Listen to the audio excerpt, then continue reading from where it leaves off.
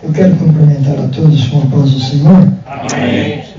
Externando a minha gratidão a Deus pelo privilégio de estar aqui na sede, que é a nossa vida de ministério. É assim, o Senhor sempre tem um jeitinho para tratar com a gente, né? Depois de 42 anos em Guarulhos, eu cheguei aqui em janeiro de 81, depois de servir no Campo do Brás por 14 anos, de 67 a 80, né? Final de 80, no Campo do Brás, e janeiro de 81, aqui em Guarulhos. E Deus me deu o privilégio aqui de, no Campo de Guarulhos, dirigir 13 congregações. O privilégio de passar pela Vila Fátima e conhecer esse moço, Donizete, que era o líder de missões na época, né, Donizete? Era o nosso líder de missões. E Deus achou por bem de me trazer para a sede agora, passar um tempo aqui, e comungar junto com os irmãos e compartilhar junto com os irmãos das necessidades de cada um, através da oração, através do clamor, né? Os Rosé também, que a gente vem caminhando junto em uma longa data, né? Uma longa data. Eu estava chegando aqui, eu estava chegando em Irapuru. Estava chegando Primeira igreja, fui para Irapuru em 81. Em 81, Irapuru. E logo em seguida, quando nós chegamos, o pastor Raimundinho, né? Raimundinho passou por lá e foi inaugurar, e nós fomos com a banda do São João, e eu com aquele baixo tuba enorme no ombro, franzino desse jeito, uma tarde fria, ventando forte, e o vento estava contra o desfile. Então imagina, eu dava meio passo para frente e um inteiro para trás, que o baixo arrastava, tocando com a banda em desfile para a inauguração e terra. Era terra, a maioria dos bairros, né? Mas Deus nos deu graça. Agora a gente vai passar um tempinho aqui com vocês e ver o que Deus vai ter para nós daqui para frente, né? Gente, eu quero só trazer uma reflexão na palavra de Deus. É um trabalho de oração, e como já foi dito aqui, né, esse trabalho, esse projeto, ele deve se estender a mais pessoas, porque eu tenho certeza que tem mais gente precisando de bênção, né? Mais famílias carentes da bênção de Deus.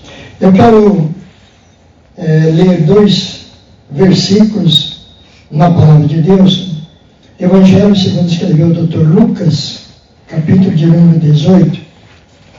Uma palavra muito conhecida, muito comentada, muito apregoada. E eu quero fazer menção apenas de 2 versículos, o 7 e o 8, para a nossa meditação ou reflexão nessa noite. Lucas 18, 7 e 8, que vai dizer o seguinte. São 2 perguntas, né? São 2 perguntas. E Deus não fará justiça aos seus escolhidos que clamam a Ele de dia e de noite, ainda que tardio para com eles? Digo-vos que depressa lhes fará justiça, quando, porém, vier o Filho do Homem, porventura achará fé na terra? Essa palavra conhecida do juiz, né, que sofrendo aquele importúnio daquela mulher, ele decide atender o apelo dela. E Jesus cita essa parábola como um incentivo, né? Um incentivo para os salvos, né? continuar insistindo. É verdade. Continuar insistindo. Perseverando no seu propósito. O nosso irmão que me antecedeu falou do projeto, do propósito de continuarmos orando pelas nossas famílias, buscando. E bem por isso que Jesus faz nessa parábola essas duas perguntas, né? Quando ele diz, porventura Deus não fará justiça àqueles que continuam clamando? E na sequência ele vai fazer a segunda pergunta, que analisando tudo que a gente vem acompanhando, pastor Donizete, a gente vê que é o cumprimento desses dias, que vai dizer, né, que nesse tempo, quando o Filho do Homem voltar, vai achar fé na terra. Eu sou de um tempo, irmãos, quando no Campo do Brás nós tínhamos, e era um costume das Assembleias de Deus, né, tinha culto todos os dias da semana. No domingão era aquele culto festivo, né? Não tinha tantos departamentos como se tem hoje. Era a banda, né, que levava a igreja nos louvores devocional, 2 hinos de início, mais um da oferta, e depois era o grande coral, né? A 4 vozes, onde cantava adolescente, jovem, senhoras, senhores, moços, moças, era todo mundo no grande coral. Eu fui regente de coral muitos anos no Campo do Brás, regente de coral e de banda, sei muito bem como era a liturgia daqueles tempos. E no cultão de domingo, todo mundo, igreja lotada, coral. Nós tínhamos um coral na congregação da Avenida Sanatória, no Jardim Brasil, com 60 vozes. 60 vozes. Isso é porque a igreja era pequenininha, então quase que metade da igreja era um coral, né? Com jovens, até crianças, a gente punha para cantar. Porque as crianças ainda, com a voz ainda fina, então fazia soprano, né? Os adolescentes já pegavam contralto, né?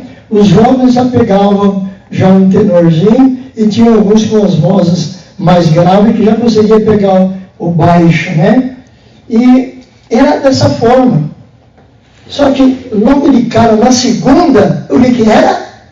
Culto de oração. Aleluia. E a igreja lotada. A igreja lotada. Quando eu voltei, que fiquei afastado um período, quando eu voltei para a igreja, me reconciliei aos 18 anos, me batizei, voltei em fevereiro, me batizei em abril, né, lá em Itapetininga, né, um batismo em rio, água corrente. Tinha um pastor que tinha sido pastor do Jardim Brasil, e ele tinha sido transferido para Itapetininga. Ele levou uma turma para batizar lá. Em abril, em junho, numa segunda-feira, num culto de oração, fui batizado com o Espírito Santo. E muita gente eram batizados com o Espírito Santo. Hoje, nós estamos vivendo uma deficiência muito grande na igreja de crentes revestidos desse poder do batismo com o Espírito Santo. Por quê? No culto de oração, são aqueles mais tradicionais e mais perseverantes na questão da oração pela família. Então, essa pergunta de Jesus, ela é bastante singular, né? Bastante singular. Nós estamos vivendo uma grande dificuldade com relação à oração. E eu quero trazer aqui nessa noite, a título de refletirmos e nós comungarmos e compartilharmos isso com aqueles que se assentam aos nossos lados, nos cultos de domingão, festivo, congresso, né? A importância da oração. Que eu sempre digo, sempre disse isso pelas igrejas onde passei, que só tem uma oração que Deus não responde. E a que não é feita. Né? A oração que não é feita não tem como Deus responder. Mas toda oração Deus vai responder. E Ele pode dizer não, espera ou sim. Né?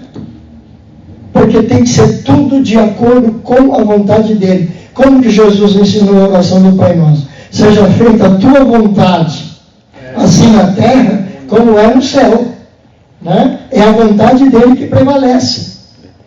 Então, toda oração feita, ela será respondida. Ela será respondida. Hoje, nós não obtemos muito mais vitórias porque temos orado muito pouco. Temos orado muito pouco. Isso como igreja. E eu quero aqui contar o testemunho de uma senhora que havia perdido o marido há poucos meses após o nascimento do primeiro filho.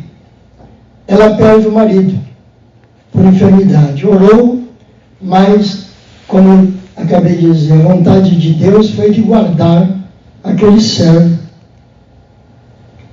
Como muitos de nós sofremos perdas em famílias nesse período que nós passamos aí do Covid, de alguns irmãos, de alguns familiares que foram recolhidos, foram guardados por Deus.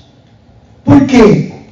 Porque estavam de acordo com a vontade de Deus, né? Preparados, e Deus resolveu guardá-los para eles não terem que enfrentar o que nós que ficamos ainda vamos ter que enfrentar. Vamos enfrentar algumas dificuldades, adversidades, lutas, provações, perseguições, até que o Senhor ache por bem de ir guardando alguns de nós para livrar do pior. Então precisamos de viver esse tempo de oração constante. Constante. E essa mulher perdeu o marido, ficando com um filho de pouco mais de 3 meses de nascimento. E em seguida essa criança adoece. E essa criança vai piorando ao ponto de que ela se socorre de um hospital, a criança fica internada. Como o marido havia falecido, ela perdera a referência e o apoio financeiro, e ela se viu obrigada a procurar um trabalho para se autossustentar e criar o filho. E agora o filho doente, ela interna essa criança e ela sai agora de manhã para o trabalho, e à tarde, quando sai do trabalho, passa no hospital para ter notícia do filho e a informação. O estado é regular, né? Estamos tratando, estamos procurando aplicar a medicação correta, dar todo o atendimento, mas o estado da criança é regular. E até que uma tarde, quando ela passa para saber da criança, aí o plantonista quem estava de plantão não quis informar, falou: olha, o médico, o chefe da equipe está aí e quer falar com a senhora, encaminha ela para o gabinete do chefe da equipe, o diretor clínico geral. E quando ela chega lá no gabinete dele, e ela pergunta: doutor, como é que está meu filho? Aí ele disse: olha, infelizmente, eu não tenho boas notícias para a senhora. O seu filho deu muito trabalho aqui a noite passada, e hoje nós tivemos um corre aqui, e agora à tarde me reuni com a junta médica, e nós chegamos à conclusão de que tudo o que nós tínhamos à disposição de medicamento, de conhecimento, e de atendimento, nós esgotamos tudo e ele não reage mais. A sua criança provavelmente não passa dessa noite. Não passa dessa noite. Então nós decidimos, que eu disse que a senhora toda tarde vem saber, então a junta decidiu que se a senhora quiser levar o seu filho para casa e ter consigo os seus últimos instantes de vida, nós vamos liberar. E a senhora não precisa assinar nem termo de responsabilidade, porque nós entendemos o estado dele, e em ele falecendo, amanhã cedo a senhora passa aqui, nós já assinamos o atestado de óbito e a senhora vai sepultar o seu filho. A senhora quer levar a criança? E ela já com o seu rosto banhado em lágrimas, já nem consegue responder, e ela somente assente com a cabeça que ela gostaria de levar seu filho para casa. O médico então chama uma enfermeira, buscar a criança, e traz aquela criança, entrega nos braços dela. E o choque de receber aquela criança nos braços foi pior do que a notícia, porque ela recebeu um montinho de ossos e pele. Não tinha mais carne. A pele já estava enegrecida pela proximidade da morte, né? Já como que o teflon na pele já, né? Os olhos estáticos, sem brilho, completamente parados. O narizinho já afilado, sem sinal de respiração. Os lábios, a boca aberta, os lábios ressequidos, sem nenhum sinal. Ela toma aquela criança nos braços e sai daquele hospital, caminhando pelas ruas. Parece que o chão tinha desaparecido de sob os seus pés. E quando ela vai caminhando, ela já vai clamando, e quando ela vai chegando próximo de sua casa, a sua mãe estava passando ali uns dias com ela, porque o marido havia falecido e aquela coisa toda, e alguns vizinhos que ficavam ali também sabendo a notícia da criança. Quando ela voltava, ao vê-la chegando com a criança nos braços, imaginavam: o médico deu alta, está melhor, e até perguntam para ela, mas ela não responde nada para ninguém. Ela vai adentrando a sua casa e só pede para sua mãe: mamãe, peça que todos se retirem, eu quero ficar a sós com meu filho, e depois eu falo com todos, né? E ela entra no seu quarto, tranca a porta do quarto, coloca aquela criança sobre o seu leito, e ela diz: mamãe, não me incomode, eu quero ficar a sós com meu filho. Ela coloca seu filho sobre aquele leito e ela se joga de joelhos no chão, ao lado daquela cama, e ela começa uma batalha em oração. Ela começa uma batalha em oração, que quando eu conto esse testemunho, eu comparo a batalha de Jacó lá no Val de Jaboque, e ele lutando com o anjo, dizendo: não te largo enquanto não me deres a bênção. E essa mulher vai clamar, clamar, clamar, clamar.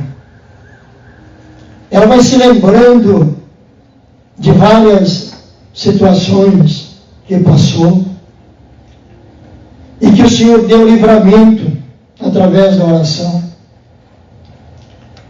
E por fim ela diz: Senhor, essa criança que o médico diz que não tem mais jeito, que eles já consideram morto, o meu filho. Senhor, quantas vezes eu ouvi profecias de que essa criança seria um instrumento nas tuas mãos, e agora os médicos me dizem que meu filho não passa dessa noite. Mas eu creio na tua palavra que o Senhor ouve a oração e que o Senhor responde a oração. Então eu te peço, Senhor, se aquelas profecias foram verdadeiras, opera um milagre. Apesar apesar de a medicina, apesar da ciência decretar a morte do meu filho, mas eu creio que o Senhor pode reverter esse quadro. E essa oração, gente, já vai madrugada dentro. O lugar que ela está orando é uma poça só de suor e lágrimas. E ela está clamando dessa forma, altas horas da madrugada já, e ainda clamando dessa forma contundente, de olhos fechados. De repente, ela sente uma luz que ilumina aquele ambiente, mas ela não abre os olhos, ela sente aquela luz iluminando, e de repente, em meio a isso, de olhos fechados, ela tem uma visão, e ela vê uma mão muito linda, que vai descendo sobre o leito, sobre aquela criança, e aquela mão se move, e quando aquela mão se move assim, caem gotas douradas, como gotas de orvalho, mas douradas sobre a criança, e ela está ainda contemplando aquela visão, quando ela sente então uma mãozinha mirrada, sequinha, tocar no seu rosto.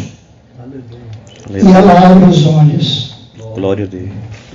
E aquela criança, que estava com os olhos estáticos, parados, sem brilho, aleluia, agora já está com os olhinhos brilhando, se movendo.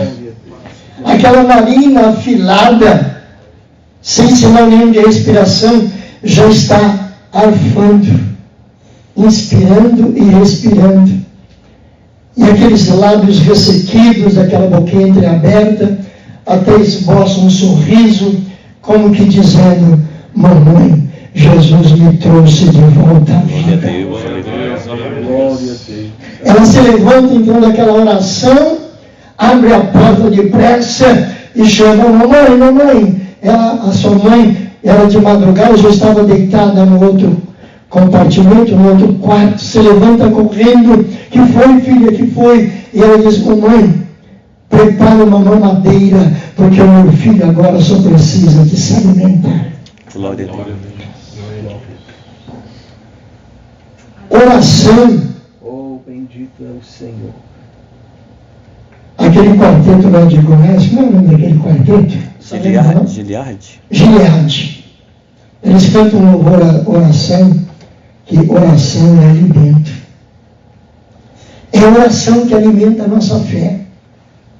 É a oração que alimenta a nossa esperança. É a oração que alimenta a nossa força para continuar caminhando em meio às maiores tempestades da vida e enfrentando as maiores adversidades da vida. É a oração. A igreja de hoje está perdendo muito por falta de oração, pastor Daí. Eu ainda muito jovem, tinha acabado de voltar e fui batizado com o Espírito Santo. Eu estava lecionando na escola bíblica dominical, depois me tornei líder de jovens, maestro de coral e banda, ensinando música, trabalhando, evangelizando, e uma vez nós estávamos num trabalho, ensaiando coral, e uma irmã chegou lá enferma, e ela disse: estou com muitas dores, irmão, eu não sei se vai dar para ensaiar. A gente levantou o coral e clamamos, e quando estávamos clamando, a irmã saiu do lugar que estava, saindo correndo, e eu percebi isso, chamei outra irmã e disse: vai atrás dela. E ela foi no banheiro. Sabe o que estava acontecendo? O milagre da cura. Quando ela entrou no banheiro, não deu tempo de levantar a tampa do vaso e começou a vomitar um câncer, aquela bola preta, aquele negócio nojento saindo de dentro dela. Foi curada de um câncer. Glória a Deus, aleluia. Eu creio, Jesus. Aleluia. Aleluia. Sabe por que eu contei esse testemunho para vocês? Já estou encerrando. Porque se aquela mulher estivesse aqui, ela poderia contar com muito mais detalhes esse testemunho. Mas o Senhor já levou ela. Agora, aquele menino Eu posso contar para vocês, porque aquele menino sou eu. Glória a Deus. Aquele menino sou eu. Glória a Deus.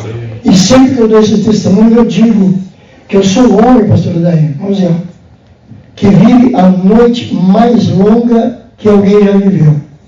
Glória a Deus. Porque se o médico disse para minha mãe que eu não passava daquela noite, então essa noite já dura 74 anos. A glória de Deus. O médico já deve ter ido, senta aí. Já foi. Então, irmãos, é oração. Aleluia. É vida de oração. Verdade, Senhor. Glória a Deus, verdade. E quantos milagres eu tenho visto Deus fazer. Uma das minhas irmãs estava afastada da igreja e apareceu um tumor no seio. Resultado, ela perdeu o seio. E muito interativa como ela é, ela chegou no médico e disse: doutor, o senhor seja sincero comigo. Eu estou curado? Ele disse: não. Isso foi uns bons anos atrás. A ciência não estava tão adiantada como agora. E o médico disse: não, a senhora corre o risco de morrer. Quanto tempo eu tenho de vida? E o médico disse para ela: não sei. Pode ser uma semana, pode ser um mês, pode ser 6 meses, quem sabe um ano. Nós fizemos o apelo, ela voltou para a igreja orou, e já se foram mais de 45 anos. Graças a Para a glória de Deus. Amém. Glória a Deus. No mesmo período, a minha filha caçula, Denise, apareceu um caroço no seio dela. Agora imagine a preocupação da minha esposa, da Leia. Né? A minha irmã estava em situação, e agora aparece uma menina, mocinha nova, correu para o oncologista, ele examinou e disse: olha, mãe, eu vou passar esse medicamento. Isso nesse tempo nós já estávamos aqui no Jardim São João, aqui em Guarulhos. Era o pastor lá, o pastor João Morato. Eu vou passar o medicamento, a senhora vai fazer um tratamento com esse medicamento aqui, por 30 dias com ela. Ao cabo de 30 dias, a senhora retorna para a gente examinar. Se o caroço estagnou, não cresceu, aí a gente vai administrando. Agora, se crescer o caroço, nós vamos ter que fazer a cirurgia nela. Ela trouxe a receita, comprou o medicamento, começamos o tratamento, 30 dias, volta lá no médico. Quando voltou, ele disse: lamentavelmente, aumentou de tamanho, dobrou de tamanho. Aí ele viu a angústia no rosto estampado da Leia, falou para ela: mãe, eu vou fazer mais uma tentativa. Nós vamos dobrar a dose por mais 30 dias. Agora, depois desses 30 dias, aí não tem jeito. Vai para a cirurgia. Temos que arrancar esse caroço. Aí, isso era uma sexta-feira. Aí a Leia chegou em casa, eu cheguei do trabalho. Aí ela me falou, disse: então dá a receita que eu vou lá buscar o remédio. Ela disse: não, vamos fazer o seguinte, vamos aguardar esse final de semana. Segunda-feira você compra, vamos comprar hoje, deixa ela descansar um pouco dessa medicação, que é muito forte, né? Provocava ânsia, provocava vários distúrbios também. Ela falou: vamos deixar para segunda-feira. Aí quando foi no domingo, ela falou: fala com o pastor João Morato e pede para o presbitério descer, impor as mãos sobre a Denise e ungí-la. Fizemos.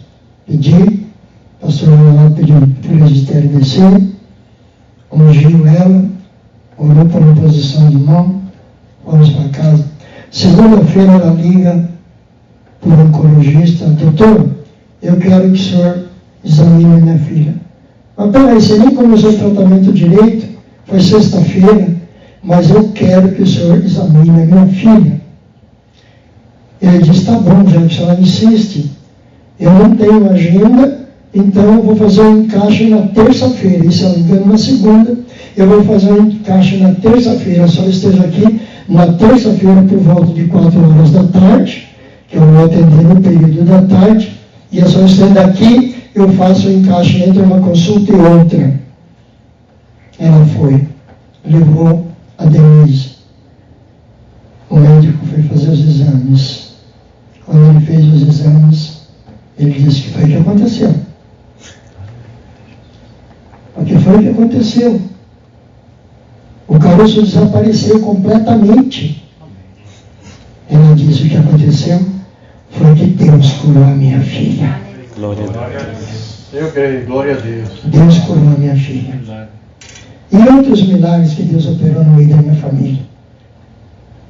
É uma palavra, irmãos. Mas nesse tempo, nós não estarmos inclusos naqueles que perderam a fé. Continuemos orando, insistindo, batendo. Está escrito, batei e abrir-se-vos-á. A porta da cura, a porta da solução do problema, a porta da bênção, a porta do socorro, a porta da nossa vida de comunhão se abrirá se nós continuarmos clamando. Que Deus nos abençoe em Cristo Jesus. Glória a Deus. Amém. Glória a Deus. Glória a Deus, aleluias. Graças a Deus. Fé, fé, fé. Judas escrevendo sua única carta, no verso de número 3, ele diz assim, só a parte B, tive por necessidade escrever-vos a exortar-vos a batalhar pela fé que uma vez foi dada aos santos. Fé, orar, insistir, clamar. O problema, pastor, não, é que nos nossos dias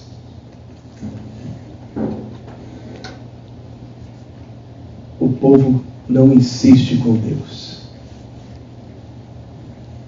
O povo não insiste com Deus. O povo não ora como se deve orar. É, meu Deus. É verdade. E infelizmente, irmãos, eu posso vos garantir uma coisa. A oração, ela não está no iFood. Muitas vezes, a resposta não chega em 10, em 15 ou 30 minutos. Às vezes, sim. Sim. Depende dele. Depende da urgência. Depende da causa. Mas muitas vezes não. Vai levar tempo. E é nesse tempo que se demanda e que se leva que nós tendemos a nos desanimar. Mas a palavra do Senhor, ela nos encoraja. É, glória a Ore, Deus, verdade. lute, faça como Jacó, agarre, não te largo, não lhe solto, mas antes que me abençoe. E quanto tempo nós estamos pedindo, clamando, buscando, clamando? Mas saiba de uma coisa, o Senhor ainda ouve as nossas orações. Glória a Deus, aleluia. Jesus é mesmo. E nós precisamos tirar a oração do automático. A oração não é tão somente uma parte litúrgica do culto. E eu não me canso de falar isso. As nossas orações, elas não podem ser somente parte da liturgia do culto. Vamos orar por isso.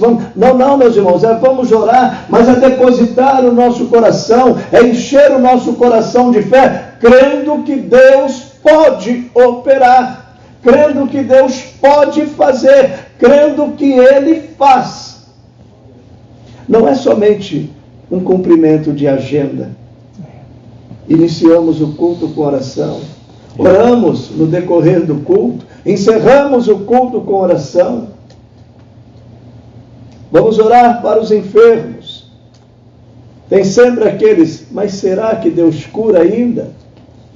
Vamos orar pelos desempregados para Deus abrir porta, mas será que Deus ainda abre porta? Se porventura Deus voltar hoje, porventura encontrará fé na terra. Meus irmãos, fica o ponto de interrogação, fica a pergunta para os nossos dias. Que tempo que nós temos dispensado para orar? Fracione os nossos dias. São 24 horas para todo mundo. Mesmo com os estados que alguns aí têm pequenos fusos, mas são 24 horas. Alguns trabalham 8, alguns trabalham 6, alguns trabalham 4, 12, outros não trabalham, mas no seu tempo de folga, no seu tempo livre, de que forma nós estamos administrando este tempo? Porque orar só no início do culto é muito pouco, irmãos. Orar só no decorrer do culto é muito pouco. E a Bíblia diz que nós devemos orar sem cessar. Isso nos implica e nos impõe a condição que nós devemos orar todos os dias. Quem aqui ora no carro? Quem tem essa loucura? Ainda bem que eu não sou o único. Quem tem essa loucura de às vezes fechar o vidro do carro e ir orando? E esses dias eu falava com a minha esposa, eu falei, olha, quando eu não tenho tempo de orar pela manhã, que eu acordo com ele, só dá tempo de falar, Senhor, muito obrigado pela noite, me leva em paz, em segurança e me guarda, eu vou orando no carro. E eu preciso, às vezes, ir a um fornecedor, ele dá uns 15, 20, 30 minutos de trânsito, e esses 15, 20, 30 minutos eu vou orando. Esses dias eu fui até o Brás orando. Demora um pouquinho mais. Um dia eu saí de casa, eu estava orando, né? E por uma situação eu comecei a chorar no carro. Só que eu parei no farol. A mulher falou, moça, você está passando mal, para aí que eu vou te ajudar. Glória a Deus. Sabe por quê, pastor Léo? Eu tenho ouvido muita gente falar, mas eu não consigo orar. Eu não consigo orar. Eu sempre falo, olha, ninguém consegue correr uma maratona sem antes se preparar para ela. Ninguém consegue correr uma São Silvestre sem antes se preparar. Tem os aventureiros. Estou usando um termo, uma corrida bem comum que acontece aqui todos os anos. Mas ninguém consegue correr uma maratona sem antes se preparar para a maratona. Começa-se aos poucos. Corre 50 metros primeiro. Se não consegue correr 50, corre 3, 4 metros ali na garagem da tua casa. Depois vai para a praça. Depois vai para a pista. Depois vai para o parque maior. Até chegar na avenida. Até chegar no estádio. Para conseguir pelo menos dar uma volta em toda aquela pista olímpica. E a oração não é diferente. 5 minutos pela manhã, 5 minutos pela tarde, 5 minutos pela noite. Quem aqui tem mais de 3 ou 4 filhos? Eu tenho 3. Tem gente que deve ter mais, ou 1 ou 2. Eu tenho 7. Tem 7? Eu tenho o hábito, irmãos, de orar pelos meus filhos. Sempre tive, para a glória de Deus. Amém. E eu vou pegar o exemplo do pastor Oziel, que tem mais. Se orar 5 minutos por cada filho, são 35 minutos de oração. Entenderam a receita? Quem tem mais de 5 irmãos, se orar 5 minutos para cada um, são 25 minutos de oração. É assim que se prepara para orar. 40 minutos, 1 hora, 1h30 e por aí adiante. Mas que essa palavra de hoje, meus irmãos, esses testemunhos vivos do pastor Léo, que eu já tinha ouvido em Vila Fátima, eu quase revelei ele, falei, não, deixar ele concluir, que é uma grande bênção esse testemunho que ele sempre compartilha. que o Senhor possa continuar falando em nossos corações. E que a fé que uma vez nos fora dada possa cada dia nos motivar, a incentivar e animar os nossos irmãos à prática contínua e constante da oração. Amém? Vamos nos pôr em pé, vamos encerrar esse grande culto. Que Deus abençoe o pastor Léo, Deus abençoe o pastor Gilson, que está acompanhando o pastor Léo, uma grande bênção também, nosso amigo, irmão Daí, muito obrigado, meu amigo de louvor.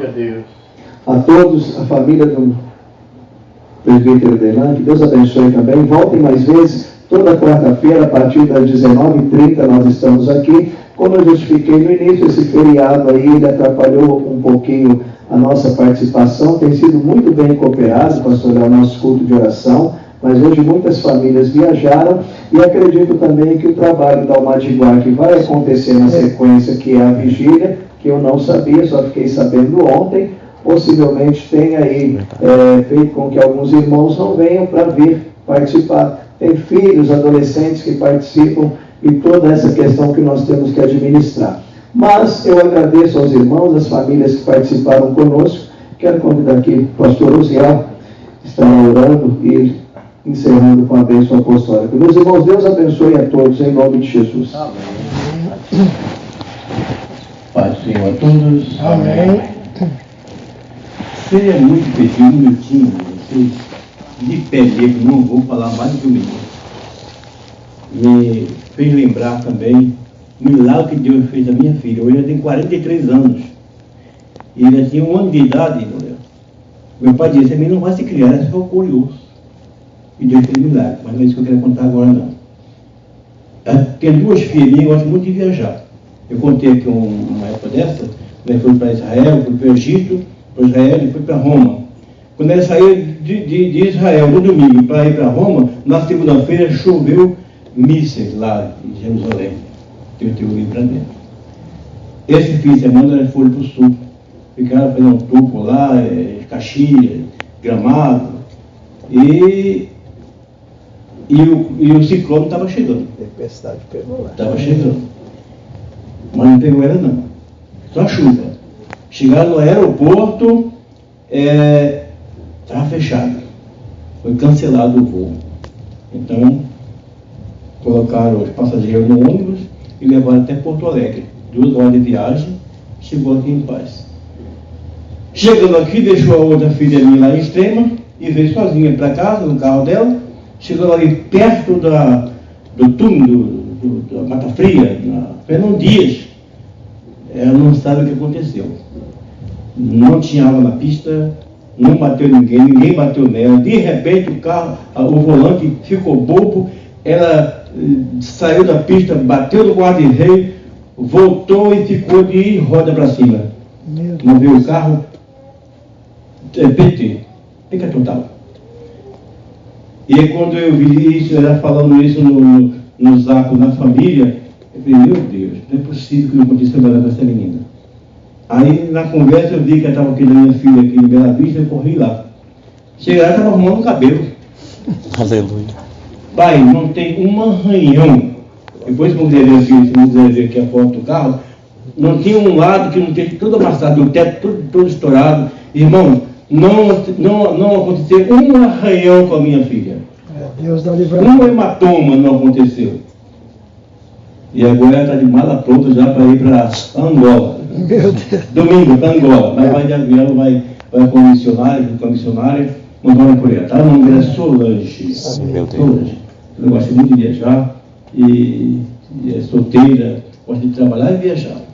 Deus pode abençoar. E eu quero agradecer, irmão Pérez, por tolerar esse minutinho para ouvir a minha paz. Amém. Eterno e outro Deus. Pai celestial, Senhor, grato aqui queremos te agradecer, Pai, Te louvamos por também, esse Senhor, trabalho por este de momento. oração. Trabalho, Senhor, que o Senhor tem abençoado. Continua abençoando o seu irmão Donizete, pastor, que está fazendo esse trabalho. Deus, Deus, pedido de oração, irmã Solange, as famílias, Senhor, que estão apresentadas neste altar.